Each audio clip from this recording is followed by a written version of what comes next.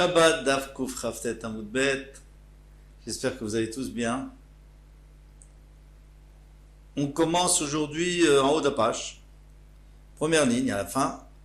Rav et Shmuel d'Amre Tarvayou. Rav et Shmuel on dit tous les deux. Hayman David Milta. Celui qui fait donc une saignée, qui fait une prise de sang. Dit Shepurta Vedar Likum. Il doit attendre un peu et après se lever.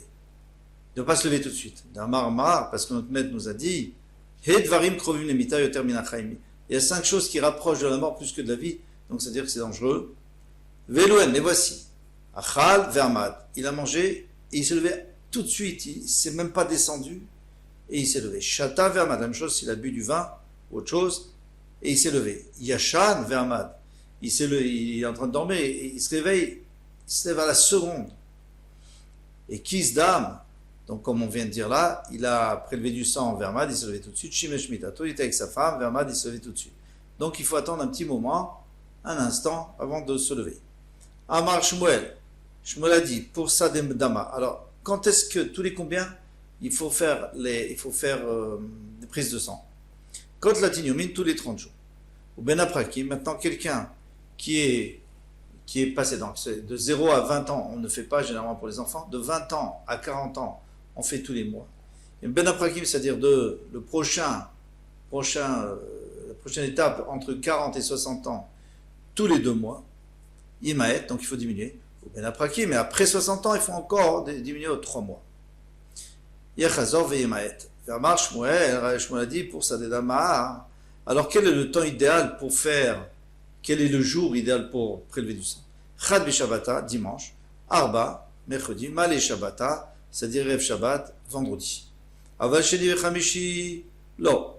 Lundi et jeudi, c'est sûr que non. D'Amar mort, parce que notre maître nous a dit Misheshto Schut, Avot. Seulement celui qui a beaucoup de mérite de ses parents, Yakis Dam Besheni Vechamishi, peut se permettre de prélever du sang lundi et jeudi. Pourquoi? Chez Bedin, Shel Mala, Shel Mata Shavin, Mikechat. Parce que là, il y a les 2 tribunaux, d'en haut, dans le ciel et sur terre, qui jugent. Alors on sait que tous les jours, on est jugé dans le ciel, mais lundi et jeudi, il y a les tribunaux donc terrestres qui jugent. Alors il vaut mieux pas prendre des risques ce jour-là, parce qu'on sait très bien que ça affaiblit de prélever du sang. Comme on l'a dit, c'était une grosse quantité de sang. Eh bien, il vaut mieux pas se mettre en danger. Bitlata Beshabata, maintenant mardi, pourquoi on n'a pas dit mardi? Maïta Malo, pourquoi on n'a pas le droit? Mishum de Kaimale Maadim. Bézavé, parce que Maadim, le signe de Maadim, eh bien, lui, il a un pouvoir sur le monde à des heures paires. Alors, on va expliquer tout ça. On sait très bien qu'il y a 7, dans l'horoscope, il y a 7 constellations qui ont un pouvoir, ou 7 étoiles qui ont un pouvoir sur le monde. À partir de la création du monde, ils ont commencé le mardi soir. Donc le premier c'est Shabtai, le deuxième c'est Tzedek, le troisième c'est Maadim, le quatrième c'est Chama, le soleil, le cinquième Noga, Kochav et Levana. Après c'est la lune en dernier. Maintenant, et puis après c'est chaque heure c'est un autre. Donc la première heure c'était Shabtai et puis après c'était les autres l'une après. Mais si on voit bien, on voit que donc mardi soir, d'abord mardi, le soir ça ne nous intéresse pas. Pourquoi? Parce qu'on ne prélève pas, personne fait, on ne va pas chez le médecin le soir, on ne prélève pas du sang le soir, on n'a pas l'habitude. Donc là ça ne nous intéresse pas. Si le soir il y aurait un pouvoir de Maadim sur le monde. Quel est le problème de Maadim? Maadim c'est le sang, Maadim c'est la punition. Et c'est la mort. Donc, il faut faire très attention de ne pas se mettre en danger lorsqu'il a un pouvoir. Maintenant, il a un pouvoir tous les jours, puisque ça, tous les 7 heures. Mais le jour où son pouvoir se réalise à des heures paires, parce qu'on sait que les heures paires, c'est dangereux. On sait que dans le temps, maintenant on ne fait plus tellement attention, mais dans le temps, on ne buvait jamais 2 verres, ou 4 verres, ou 6 verres.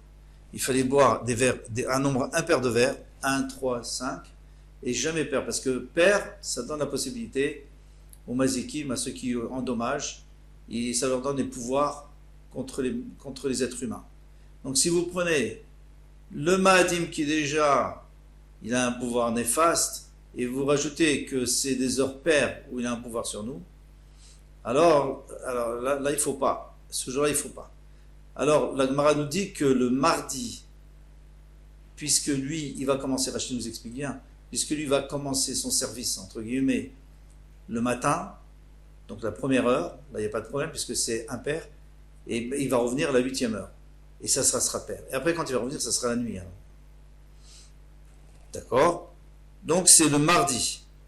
En réalité, le mercredi aussi, il va venir à la 12e heure de la journée, c'est-à-dire à la fin de la journée. Ça, c'est pas méchant parce que la fin de la journée, c'est fini, c'est presque la nuit déjà. Le soleil s'est couché, en train de se coucher. Donc, il n'y a pas de problème. La Gemara va poser une question pour un autre jour.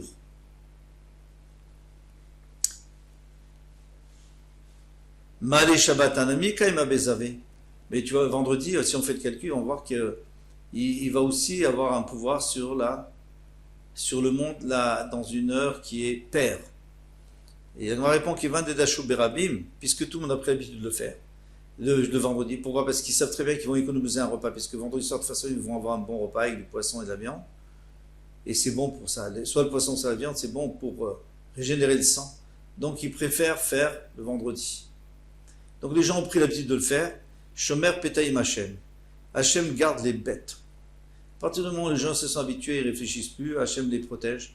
Parce que de toute façon, qu'est-ce que vous voulez faire? Amar Shmuel, Arba, Deu Arba. Maintenant, si c'est un mercredi qui est le 4e jour du mois, il ne faut pas le faire non plus. Arba, Deu Arbessar. Si c'est le mercredi, le 14 du mois, c'est pas bon non plus. Arba, Deu Esrim Arba, le 24 du mois, c'est pas bon parce que c'est les 4. Arba, Delika, Arba. Très maintenant, si c'est avant la fin du mois, il ne reste pas 4 jours, eh bien il ne faut pas faire non plus ce mercredi s'il ne reste pas 4 jours après. Sakanta, c'est un danger de le faire. Rosh Chodesh, Veshedilo. Rosh Chodesh maintenant. Rosh Chodesh, il ne faut pas non plus. Veshedilo, c'est-à-dire le 2 du mois. Chulcha. Alors c'est pas dangereux, mais ça l'affaiblit. Shlishi, le 3e jour du mois, Sakan. Là, c'est un danger. Maale Yomatava, Erev Yom Tov, Chulcha. Rêve Sukkot et Pessah, ça amène la faiblesse. Maleyoma de Hatzarata, mais si c'est la veille de Shavuot, Sakanta, c'est un danger. On va voir pourquoi. Vegasur Abanana Kulu, Maleyoma Tava. Ils ont dit, vous savez quoi, on ne fait jamais Rêve Yom Tov parce que vous allez vous tromper. Mishum Yoma, Tava de Hatzarata, à cause, les gens vont se tromper avec Rêve Shavuot, donc on dit que même Sukkot, Pessah, on ne fait pas. Pourquoi c'est dangereux, Erev Shavuot? Des nafik bezika. Parce qu'il y a un grand vent, il y a un vent qui sort, le Erev Shavuot, où je mets tavoir, et ce vent s'appelle tavoir. Tavoir, ça veut dire égorger. Des ilo kiblu Israël Torah, si les Israël n'avaient pas accepté la Torah, ava tavar lehu, il aurait égorgé les Israël les Basraïou dans leur chair, ou les Damayou dans leur sang. Et alors, ce vent, il reste. C'est comme tout ce qu'il y avait au temps, par exemple, au temps de Israël, Tisha B'Av, qui mourait, tout ça, Tisha B'Av. Mais maintenant, on a les mêmes problèmes parce que malheureusement, il y a beaucoup de malheurs qui arrivent dans la période de Tisha B'Av. Et la même chose pour ce vent. Amar Shmuel, Achal Chita, Shmuel dit, s'il a mangé du blé, par exemple du pain de blé ou alors un plat de la base de blé, Vekizdam, et puis après il a prélevé du sang, Loïkizal Leota Chita, il n'a rien gagné. Parce qu'il a juste le sang qui a été créé par ce repas, eh bien, il est sorti. Pourquoi? Parce que le sang qui est créé par le repas qui vient d'être fait, c'est un sang beaucoup plus léger. Donc, il remonte en haut, et lorsqu'on va le saigner, il va sortir. Donc, tu n'as rien gagné. Toi, tu voulais faire sortir l'ancien sang pour créer du nouveau sang pur. Vanem, les foies, ça c'est juste si quelqu'un, lui, il réfléchit, il veut se soigner avec cette prise de sang. Avaler au couler, mais si c'est juste pour se soulager parce qu'il a trop de sang, alors, Michael, dans ce cas-là, il n'y a pas de problème. Ça va l'aider. Amekizdam, celui qui a fait une saignée, Shtia, le altari, il boit tout de suite après. Achila, atratsimil. La achila, à manger, c'est un demi-kilomètre environ de marche. Donc le temps de faire un demi-kilomètre, quelques minutes, 5-6 minutes, de faire un 2500 mètres, et pas faire tout de suite. Il va aller où? La Gemara demande. Shtia le altar ma'ale, Aval batarachi caché. On vient de dire que boire il faut tout de suite, c'est-à-dire c'est bien, mais si on attend un peu, c'est pas bien. On dit mal au caché. Peut-être que c'est l'eau cachée, peut-être c'est pas bien, c'est pas mauvais, c'est pas bien, ça fait. Il n'y a pas de problème, c'est beaucoup mieux de le faire tout de suite, mais sinon c'est pas grave. Teikou, on n'a pas de réponse. Il est où Achilat Ratsimil. Manger, on avait dit après 500 mètres de marche, le temps de 500 mètres. Ou des kamalés, alors c'est bon. Abatarachim, mais c'est plus tard. Ou mekameachi ou avant, caché, c'est mauvais. On dit mal au caché, ou peut-être vélo malé, peut-être que ça, c'est pas bon, c'est pas mauvais. Teikou, on n'a pas de réponse. Machiz Rav. Alors Rav, lui, maintenant, il disait, Mea Kari Bezouza. Si vous trouvez 100 courges pour un zouz, courgette, hein, 100 courgettes pour un zouz, c'est vraiment un très bon prix, achetez. Mais sinon, c'est pas la peine. Parce que les courgettes, ça rapporte pas, ça donne pas beaucoup de vitamines, c'est même pas très bon. Donc, il veut nous dire que le jour où quelqu'un se fait une saignée, il ne doit pas manger de ça. Mer Recha, Reché Bezouzé. La même chose pour les têtes de bêtes. Tu achètes une tête de bête, il y a de la viande à récupérer. Eh bien, cette viande n'est pas très bonne. Il faut vraiment que ça soit bradé. Bezouza. Mais asfamé, maintenant si c'est les lèvres de la bête, vélo cloum, même gratuitement, c'est pas la peine. Prends pas. Amar Rav Yosef. Rav Yosef a dit qu'Yavina Beravuna. Lorsque moi j'étais au Beth Midrash de Ravuna, Yuma de Mefagre Beramanan, lorsque les Talmidim arrivaient en retard, Amré il disait Aïdna Yuma de Shfamehu. Aujourd'hui c'est le jour des lèvres. Velo Yedanama et Amré, moi j'ai jamais compris ce qu'il voulait dire, c'est-à-dire c'est le jour des lèvres. Mais maintenant que j'ai entendu que les lèvres, hein, Rav disait que les lèvres il ne faut pas les acheter parce que ça n'a aucun intérêt pour la santé. Alors je comprends ce qu'il voulait dire. Il voulait dire aujourd'hui c'est un jour où on s'est levé du pied gauche, on a perdu la journée. Les cocherim à tabou. Alors on revient à l'enfant qui est né, il faut lui attacher son nombril pour pas qu'il s'arrache, il s'accroche à quelque chose et qu'il s'arrache. Tano Rabanan, cocherim à tabou, on l'attache pendant Shabbat, Rabbi Yossi Omer, afrotrim, on coupe aussi. Parce que si on laisse, ça, même attaché, ça risque encore de lui causer un danger. Et Tomni Nachalia, maintenant on a le droit, on enfouit la chalia, alors on enfouit le placenta, et comme ça, elle va se réchauffer, et c'est une sigoula, hein, et l'enfant, il va aussi se réchauffer. Les filles de roi, ils mettent dans des seaux d'huile, il faut avoir de l'argent pour ça. Les filles de riches, ils mettent dans de la laine.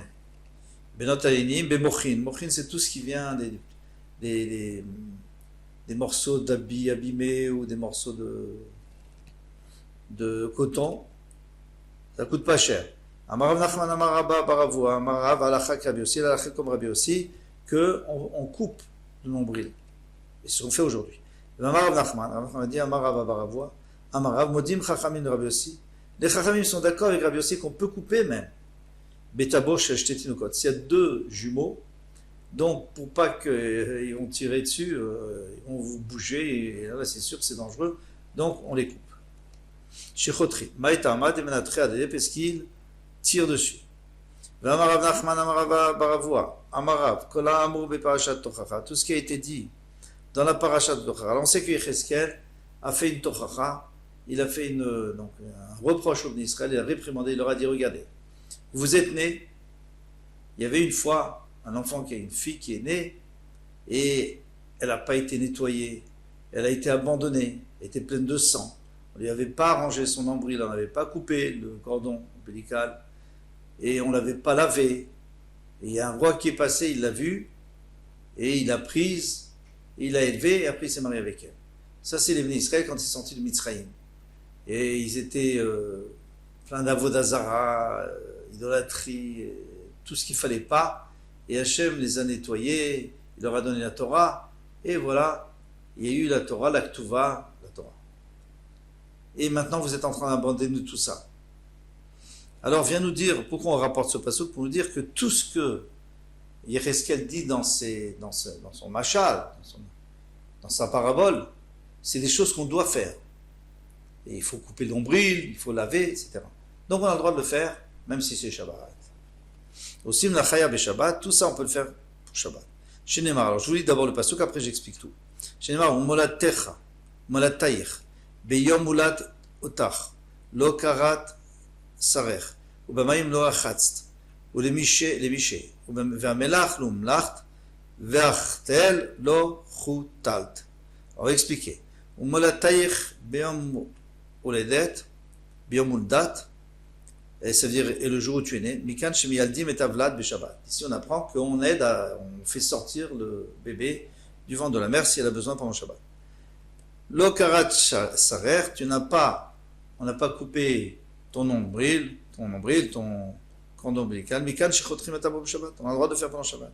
Ou Bemaim Lo Achatz, les michés, et on t'a pas lavé pour renforcer ton corps, on t'a pas lavé.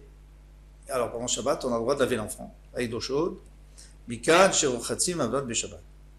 Ve'amlach lo umlach, on n'a pas salé, c'est-à-dire on a l'habitude de mettre du sel pour renforcer la peau. Il y en a qui disent que c'était autre chose, c'était de la poudre. Mikan Shemolchim Avlad Beshabbat. Vertel lo chutalt, et on t'a pas mis des couches, façon de parler, c'est des habits autour de toi serrés. Mikan Shemelafefim Avlad Beshabbat. On a le droit de mettre des habits très serrés autour du bébé parce que le bébé, ses membres se sont un peu déplacés à la sortie pendant l'accouchement. Donc on les remet en place. Bien qu'on a dit qu'on n'a pas le droit de le faire pendant le Shabbat, on attend Motzei Shabbat pour le faire, mais ça c'est si on veut le faire avec les mains. Mais si on veut lui mettre un habit très serré, il n'y a aucun problème. On a le droit de le faire. Adran alach, Mefanim. On a fini le Perek Mefanim, Baruch Hashem, et on va passer au Perek Rabbi Eliezer de Mila. Donc Rabbi Eliezer nous dit qu'est-ce qu'on peut faire pour la Brit Mila Shabbat comme Melachot. Et là-dessus, je vous laisse. Kol Touf, à bientôt, à demain, Bezrat Hashem.